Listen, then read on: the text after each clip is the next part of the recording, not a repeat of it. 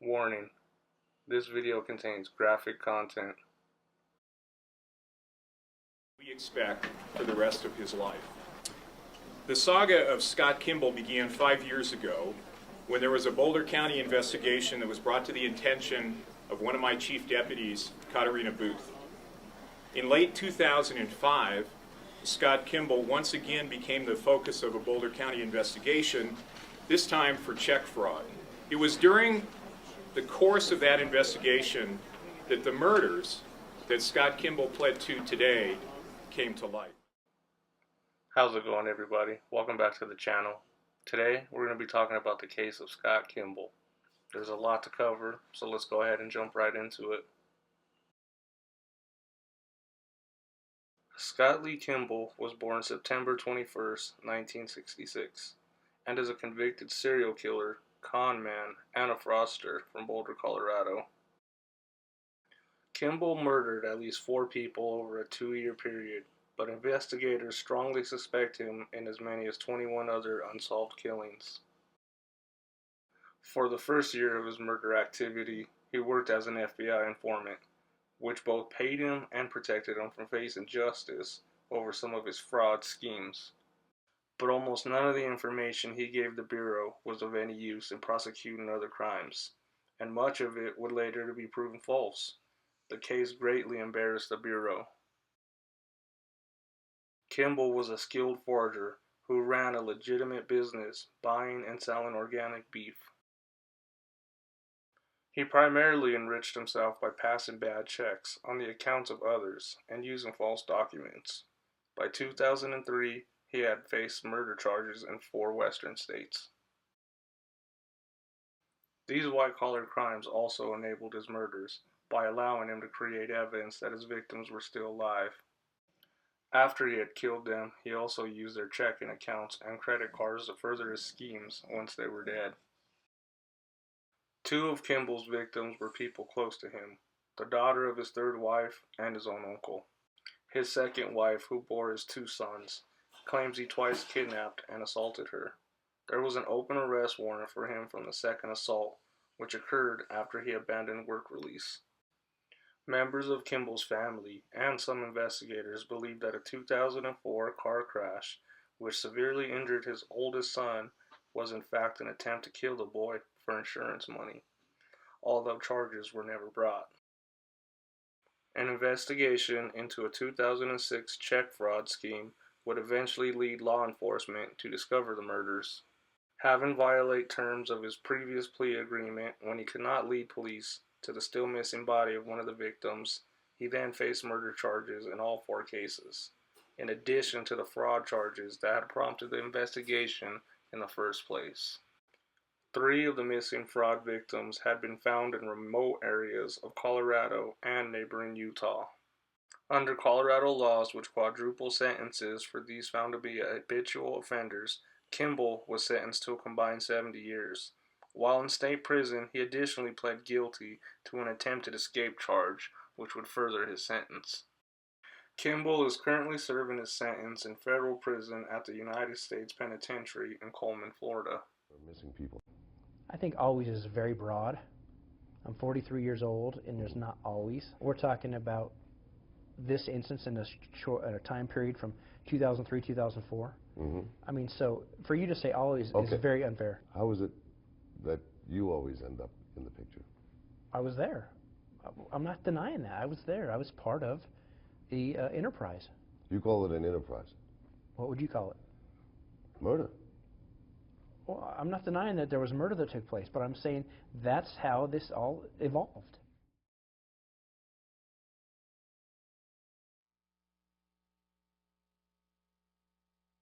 I just want to make clear that I'm not revealing anything to any law enforcement officer or any person that's not already known to law enforcement. Understand? Okay.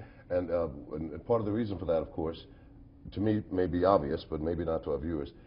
Your safety is involved here. You don't want to be labeled as a snitch for the FBI. Yeah, well, that is correct. Nobody wants that jacket. Years prior, while Kimball was out on his crime spree, he would start off with nonviolent crimes, which for Kimball usually meant fraud. At the age of 22, he was convicted of passing bad checks, his first felony while he was in Montana. Back in Colorado, he burglarized houses and would later be charged with running an illegal hunting business. A brief marriage failed in 1993 when he married Chris Hentz and moved with her to Spokane, Washington, where they had 2 sons before divorcing in 1997. Their relationship continued for 2 years after the divorce, ending when Hentz accused him of assault. But after she would fail a lie detector test, no charges were filed. The following year, 2002, Kimball's violation of probation for an earlier fraud conviction revoked his earlier suspended sentence and put him back in prison in Montana. A year later, he escaped out the halfway house, stole a truck along with the till from his gas station job, and would return to Spokane. Then he would break into Hentz's house and assault her again. This time, charges and a warrant would be issued. Kimball then fled to Alaska, where he posed as his brother, and got engaged to another woman, and resumed his career in check fraud, writing over 25,000 in forged checks. He was again arrested and convicted in federal prison. He convinced FBI agents that he would work for them as an informant. He was never brought to trial on his Spokane charges. The FBI denies this resulted from any intervention on its part. A fellow inmate of Kimball's was planning to have the federal judge and the prosecutors that testified against him killed. Kimball told the FBI, and with his help and an undercover agent, the FBI recorded the inmate and his girlfriend making arrangements with people who they believed to be the killers. They were arrested on several felony charges in March of 2002. Kimball told the FBI he could help them with more cases. Another inmate he said had boasted of having killed another federal prosecutor by the name of Thomas Wales in his Seattle area home the year before. For his safety, Kimball was transferred to the low-security Inglewood Federal Prison in Littleton, Colorado. He discreetly let it be known that he had information about planned crimes that the FBI agents might want to know about. Soon the Bureau's liaison to the prison, Carl Schlaff, would visit him. Kimball told Schlaff that he knew a fellow convict by the name of Steve Enos, whom he befriended, was allegedly plotting to kill witnesses expected to testify in an important trial about Enos's ecstasy drug ring. In March of 2003, shortly after Jennifer Markham, the first of 4 people Kimball admitted to killing, disappeared, he pled guilty to a Colorado federal court to the charges in Alaska of fraud. The prosecution and the defense both agreed that the records would be sealed to protect Kimball's work as an informant. The following day, the FBI flew him to Seattle for a monitored conversation with the man he identified to Schlaff as Wales' killer. But the conversation yielded no useful information on the case, as Kimball didn't say what the FBI wanted him to say, and also, as if the man barely knew him, federal prosecutors later would put Enos's case on hold.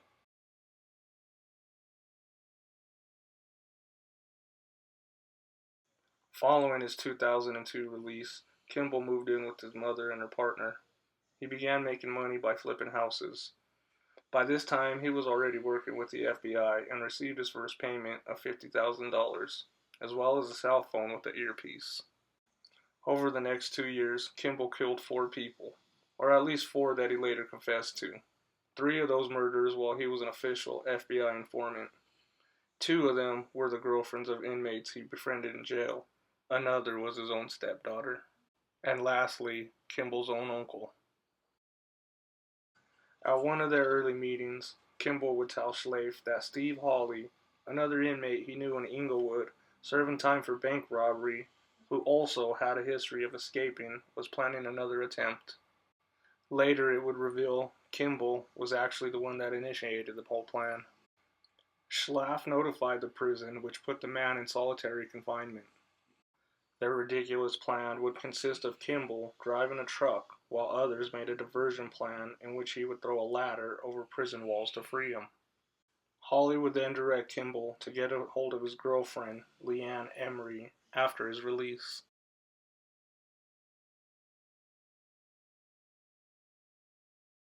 An Idaho native who had grew up in Colorado, Emery, 24, worked as a stripper. She was briefly married to a Texas man who was a reason to her involvement in crime. Kimball reached out to Emery near the end of 2002, which was around the time he was also meeting up with Markham. He began involving Emery in his scams, which would include the theft of credit cards and checks from the mail. Emery would start to cling on to Kimball more and more. One day, she would pack clothes from home and would tell her parents she packed her car and was going to Mexico to go cave exploring, which was one of her hobbies. Instead of going to Mexico, she and Kimball spent the next week traveling through 4 western states, stealing checks worth a total of $15,000. Along the way, they would often charge gas and food on Emery's credit card, which would leave a paper trail later for investigators. On January 27th, Emery called her parents to tell them she was staying in Mexico a little longer. She was actually already back in Colorado, and that would be the last time they heard from her. According to Kimball's account, he drove her into Bryson Canyon in Utah. Kimball had asked her to go hiking with him that day. They hiked up into a dead-end canyon, then up a cliff. Once up, Kimball then would make her take her clothes off and kneel over a pile of rocks. He then shot her in the head with the handgun she bought for him just days before their crime spree together began. To this day, it's still a mystery as to why he had killed Emery. The very next day after, her abandoned car was found by the nearby town of Moab. Emery's family tracked their daughter through her credit card receipts, learning she in fact never gone to Mexico.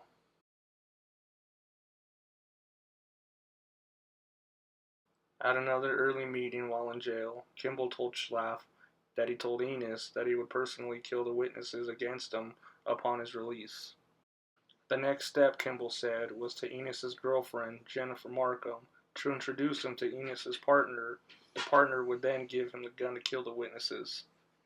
But it seemed Kimball never had any intentions on following through with the plan. Within 2 weeks of his release, Kimball would make contact with the 25-year-old Markham, who was living with her son and her son's father in Colorado Springs. Kimball would go on to tell her he owned coffee shops in Seattle, and she should move out there to manage the shops, which turned out to be a great lie. He would later move Jennifer into his house, and ultimately would be the last person to see him alive.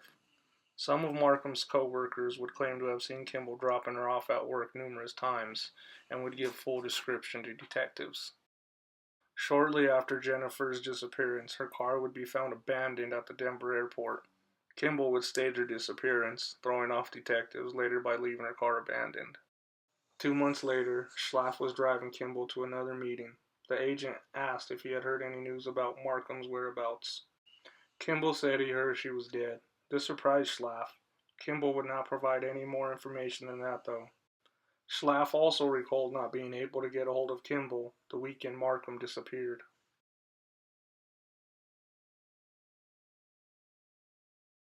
Statement. I, Scott Lee Kimball, have pleaded guilty to 2 counts of murder in the 2nd degree. This was part of a plea bargain arrangement. I am sorry for my crimes. I accept full responsibility for my role in these murders. I deserve to be held accountable and punished for my crimes. However, I did not act alone. What's your purpose in marrying me and murdering my daughter? Pardon me? What would be the purpose in marrying me and murdering my daughter? Scott's answer to that, and I'm very sorry for this, is that he says that they themselves were involved in the criminal There's absolutely no way. Absolutely not. Early in February of 2003, Lori McLeod and Kimball met at a poker table at the Lodge Casino in Black Hawk, Colorado.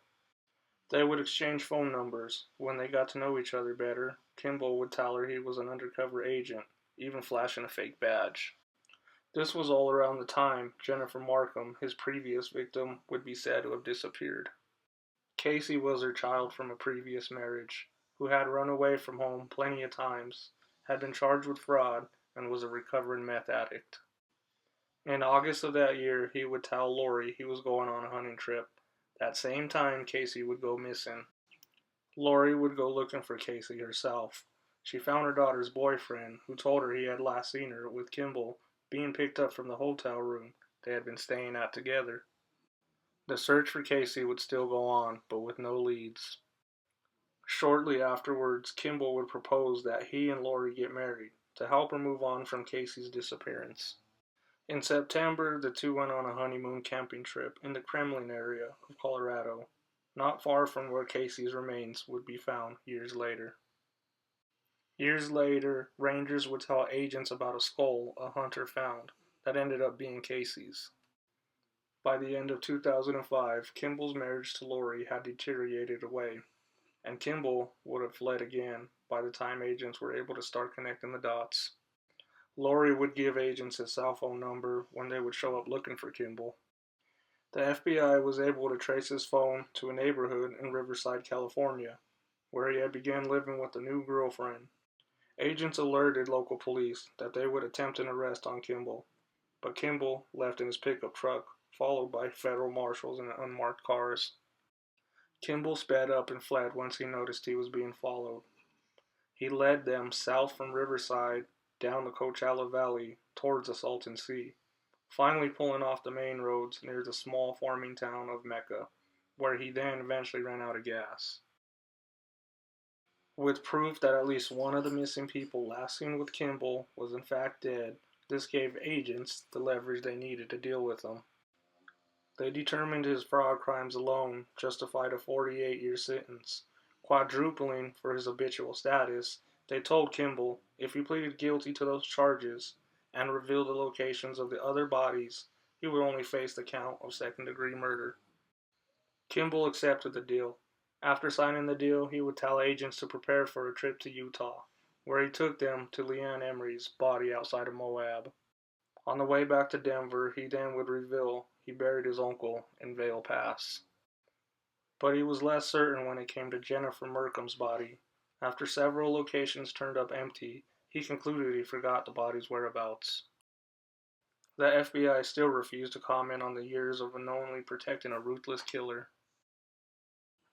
The serial killer was sentenced to life in prison and continues to rot in a Florida penitentiary with no hope of ever getting out.